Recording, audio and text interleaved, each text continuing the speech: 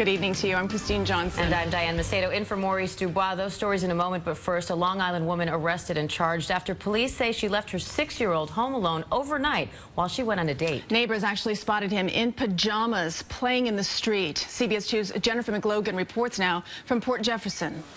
The DeMayos were flabbergasted to discover their 6-year-old neighbor home alone. He didn't have the proper clothing on. It looked like pajamas, and I think it was about 10:30 in the morning. And he should have been at school. Well, yes, it's a school day. In a split second, Al DeMayo saw the child wander into the street.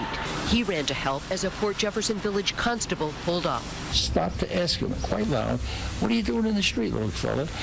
He says, "Well, I'm alone."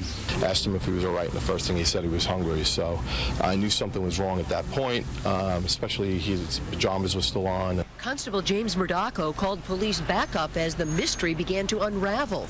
Investigators say they found the child's mother, 31-year-old Melissa Weiner, in Dix Hills with a male friend, reportedly telling detectives she thought her son would be okay for a few hours while she, quote, hung out with a nice guy, and that she must have accidentally fallen asleep.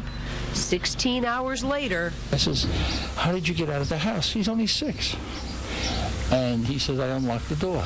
"What the hell?" I said, "Why are the lights on in the living room?"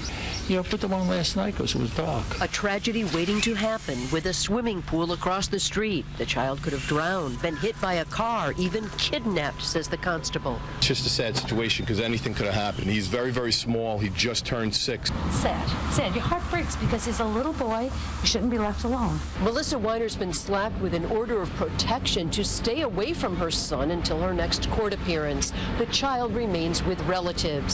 From Port Jefferson, Jennifer McLogan, CBS 2 News. And Melissa Weiner was released from jail after posting $2,000 bond. Her legal aid attorney did not return calls for comment.